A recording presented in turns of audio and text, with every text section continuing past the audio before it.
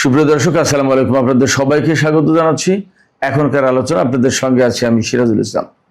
দর্শক, ইরান এই দেশটির নাম উচ্চারণ করলে সর্বপ্রথম সবার কাছে যে ধারণা আসে সেটি হচ্ছে একটি নিষেধাজ্ঞার ভেতরে থাকা মধ্যপ্রাচ্যের একটি দেশ।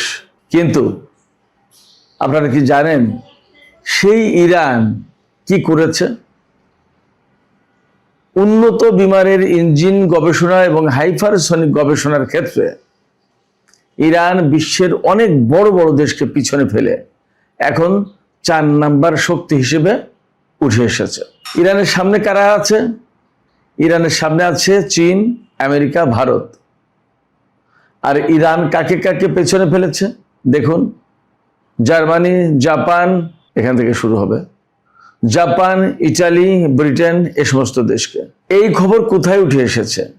এই খবর উঠে এসেছে অস্ট্রেলিয়ান স্ট্র্যাটেজিক ইনস্টিটিউশন পলিসির ক্রিটিক্যাল টেকনোলজি ট্র্যাকার এর প্রতিবেদনে। এই যে প্রতিবেদনে ইরানের নাম উঠে আসলো, ব্যাপারটা কিন্তু একেবারে সাধারণ ব্যাপার না।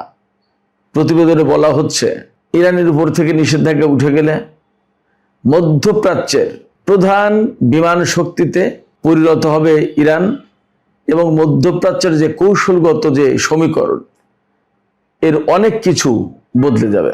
এদিকে আরো সম্ভাবনা কোথায় তৈরি হয়েছে?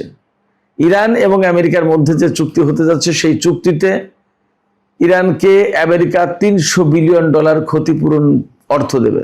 এই ক্ষতিপূরণের অর্থ ইরান যদি কাজে লাগাতে পারে তাহলে কোথায় যাবে দেশটি? এছাড়া ইরানের যে নিজস্ব অর্থ আটকা রয়েছে বিভিন্ন দেশে, তার পরিমাণ $24 বিলিয়ন। সর্বোপরি ইরানের উপর থেকে নিষেধাজ্ঞা প্রত্যাহার করার পর তার নিজের যে সম্পদ আছে, তেল এবং জ্বালানি সম্পদ এবং বিরাট জনসংখ্যা, এগুলো দিয়ে ইরান কোথায় চলে যাবে তা নিয়ে বিশ্বের বড় বড় গবেষক এখন গবেষণায় মত্ত। সুপ্রিয় দর্শক, এই বিষয়গুলো নিয়ে এখনকার ভিডিওতে বিস্তারিত আলোচনা করার চেষ্টা করব। আশা করি ভিডিওটি খুবই ভালো লাগবে। আর যদি ভালো লাগে তাহলে একদম শেষ পর্যন্ত থাকার অনুরোধ রইল। একই সাথে এই অনুরোধও করব আপনারা ভিডিওটি লাইক, কমেন্ট এবং শেয়ার করবেন আর চ্যানেলটি সাবস্ক্রাইব করে সাথেই থাকবেন। দর্শক, চলুন বিস্তারিত আলোচনা করি। প্রথমেই ইরানের উন্নত বিমান ইঞ্জিন এবং হাইপারসনিক গবেষণা সম্পর্কে কথাগুলো বলে শেষ করি। অস্ট্রেলিয়ার যে প্রতিষ্ঠানটি এই রিপোর্ট প্রকাশ করেছে, তার নাম হচ্ছে অস্ট্রেলিয়ান স্ট্র্যাটেজিক ইনস্টিটিউট পলিসি, এই সংক্ষেপে ASPI। এই ASPI প্রতিষ্ঠানটি প্রতি বছর বিশ্বের বিভিন্ন দেশের গবেষণাপত্র প্রকাশের বিষয় নিয়ে প্রতিবেদন প্রকাশ করে। খেয়াল করুন, এই যে প্রতিবেদন প্রকাশ করা হয়েছে তাতে কিন্তু একটা কথা পরিষ্কার থাকতে হবে, ইরান গবেষণাপত্র প্রকাশের ক্ষেত্রে 4 নম্বরে উঠে এসেছে। ইরান উন্নত বিমানের ইঞ্জিন এবং হাইপারসনিক গবেষণার ক্ষেত্রে গবেষণাপত্র প্রকাশের ক্ষেত্রে 4 নম্বরে। এর মানে কিন্তু এই না এখনো যে ইরান এই সমস্ত উন্নত বিমান এবং হাইপারসনিক প্রযুক্তি উৎপাদনের ক্ষেত্রে 4 নম্বরে, গবেষণার ক্ষেত্রে 4 নম্বরে। এখন আমি আপনাদেরকে একটা কথা বলি, আমি কিন্তু যুদ্ধের আগে থেকেই দুটো কথা বলে আসছিলাম। একটা কথা হচ্ছে ইরানের বিমান শক্তিকে মানুষ যেভাবে জানে, আসলে ইরানের বিমান শক্তি অতটা খারাপ অবস্থায় নেই, অনেক কিছু ভেতরে ভেতরে বদলে গেছে। 1, 2 হচ্ছে যে ইরানের হাতে যে হাইপারসনিক ক্ষেপণাস্ত্র আছে বা হাইপারসনিক টেকনোলজি আছে, এইটা খুব বাস্তব কথা হচ্ছে আমেরিকা, ইসরায়েলের হাতেও নেই। শুনলে হয়তো খুব অবিশ্বাস্য মনে হবে, কিন্তু দিস ইজ রিয়ালিটি। কেন বলছি দিস ইজ রিয়ালিটি? আমি বলতে পারছি এই কারণে যে ইরান যে ক্ষেপণাস্ত্র, হাইপারসনিক ক্ষেপণাস্ত্র ব্যবহার করেছে, আমেরিকার হাতে তো এই ধরনের হাইপারসনিক ক্ষেপণাস্ত্র নেই এবং ইরানের এই হাইপারসনিক ক্ষেপণাস্ত্র মোকাবেলার মতো টেকনোলজিও আমেরিকা এবং ইসরায়েলের হাতে নেই।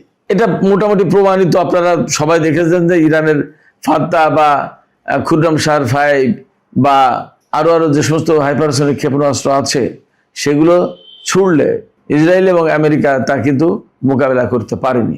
একই সাথে আপনাদের নিশ্চয়ই একটু খেয়াল করার কথা বা খেয়াল হতে পারে এখন বলে দিলে, কুয়েতের বিমান ঘাঁটিতে ইরান বিমান দিয়ে, সেই পুরনো মডেলের বিমান দিয়ে হামলা চালিয়েছিল এবং বড় রকমের ক্ষয়ক্ষতির মুখে মার্কিন বাহিনী পড়েছিল, আপনারা সবাই জানেন।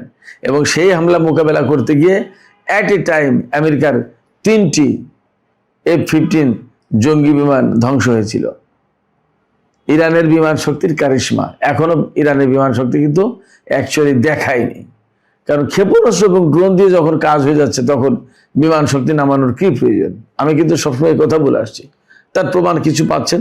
এখন এই যে যুদ্ধ পরবর্তী মাত্র যুদ্ধ শেষ হলো, এই অবস্থায় অস্ট্রেলিয়ার এই গবেষণা প্রতিষ্ঠান এই রিপোর্ট প্রকাশ করছে। তো এখানে সবচেয়ে বড় যে কথা সেটা হচ্ছে যে উন্নত বিমানের ইঞ্জিন গবেষণায় ইরান যে পজিশনে চলে গেছে, তাতে আসলে এই ইরানকে আর ঠেকিয়ে রাখতে পারবে কেউ? পারবে না। বলাই হচ্ছে যে ইরানের যে বিপুল সংখ্যক জনগোষ্ঠী, মধ্যপ্রাচ্যে ইরান কিন্তু সবচেয়ে জনবহুল দেশ, এত বেশি জনসংখ্যার কারণে সম্ভবত তুরস্ক ছাড়া। তো 9 কোটির বেশি মানুষ ইরানে। জনশক্তি কিন্তু গুরুত্বপূর্ণ জিনিস। আমাদের বাংলাদেশে ছোট দেশ, আমাদের টেকনোলজি নেই, অনেক কিছু সংকট আছে, এই জন্য মনে হয় জনশক্তি আমাদের জন্য বোঝা। কিন্তু বাস্তবতা হচ্ছে যে আপনি যে কোনো কিছু করতে গেলে তো মানুষ লাগবে, জনশক্তি লাগবে। জনশক্তি না হলে তো কাজ করতে পারবে না। সেই জনশক্তি ইরানের আছে, এটাই খুব ইম্পর্টেন্ট। এরপরে আপনার ইরানের হাতে রয়েছে তেল, গ্যাস থেকে শুরু করে বিপুল পরিমাণে প্রাকৃতিক সম্পদ। এই সম্পদ ব্যবহার করতে পারলে ইরান ফ্রিলি, মুক্তভাবে যদি ব্যবহার করতে পারে, ইরানের অর্থনৈতিক বুম, অর্থনৈতিক বিস্ফোরণ ঠেকাতে পারবে না কেউ।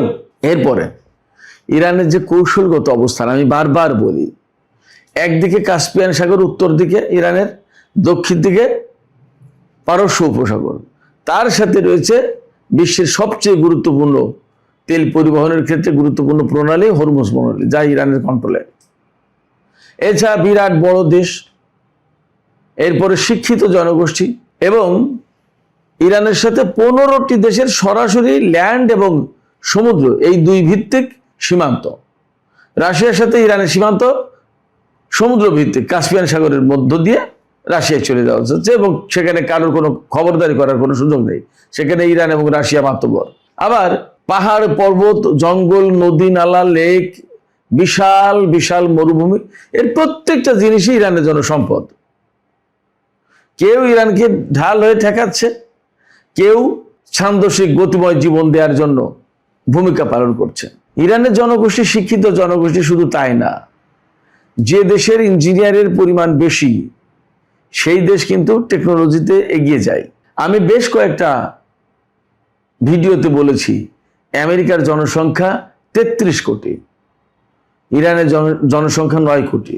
আমেরিকায় যে সংখ্যায় ইঞ্জিনিয়ার আছে, প্রায় সেই সংখ্যায় ইঞ্জিনিয়ার ইরানে রয়েছে। আপনারা চিন্তা করুন, ইরান কেন এগিয়ে যাবে না? ইরানকে ঠেকাতে পারবে না। তো ইরানকে ঠেকাতে পারবে না, তার যে বিপুল সম্ভাবনা, এই সম্ভাবনা কাজে লাগিয়ে যাতে সে উন্নত হতে না পারে, বড় প্রযুক্তির দেশ হতে না পারে।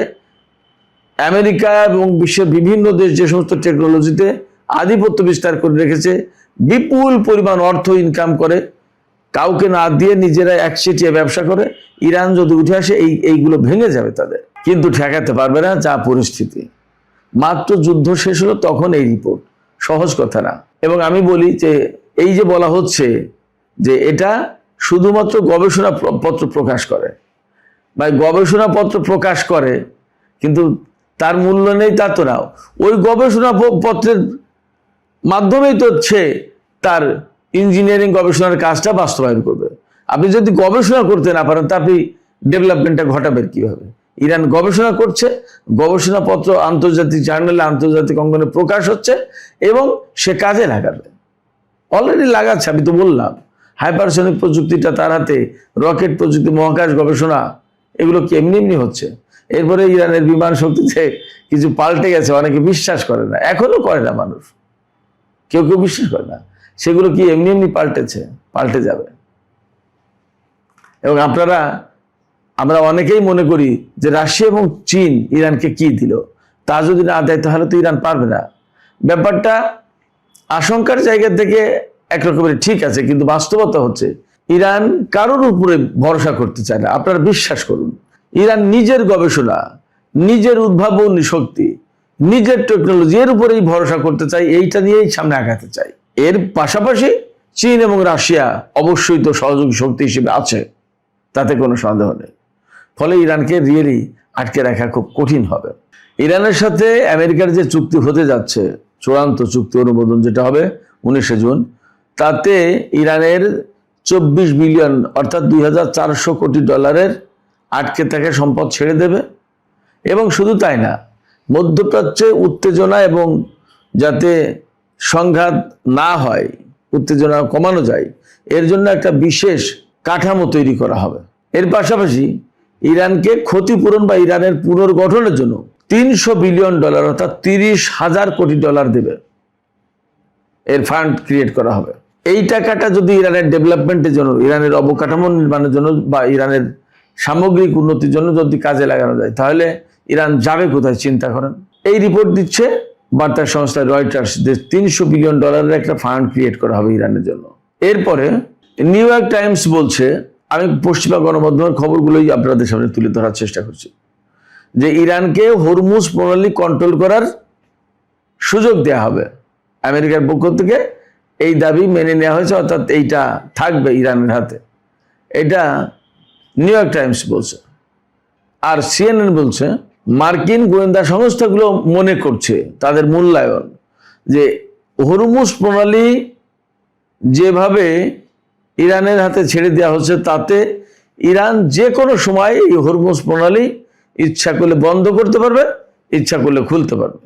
তার মানে হরমুজ প্রণালী একটা গুরুত্বপূর্ণ ফ্যাক্টর।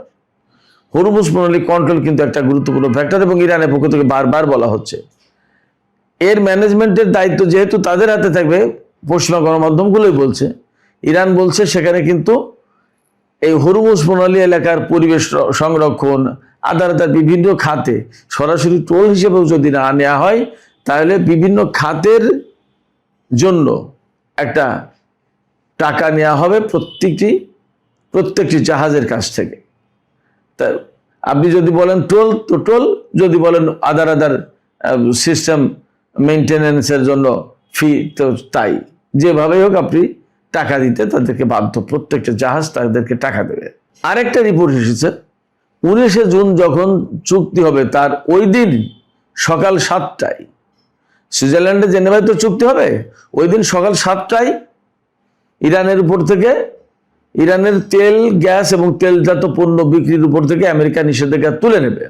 অর্থাৎ ওই দিন সকাল 7টা থেকে একদম মুক্তভাবে ইরান সারা বিশ্বে তেল, গ্যাস এবং তেলজাত পণ্য বিক্রি করতে পারবে। তো ইরানের হাতে তো বিশাল পরিমাণে তেল, গ্যাস এবং তেলজাত পণ্য। আমি আর কোনো একটা ভিডিওতে বা দু একটা ভিডিওতে বলেছি, ইরানের হাতে যে পরিমাণে তেলের মজুদ আছে, আসলে বিশ্বের কেউ জানে না তা পুরো। কেন বলছে এই কথা?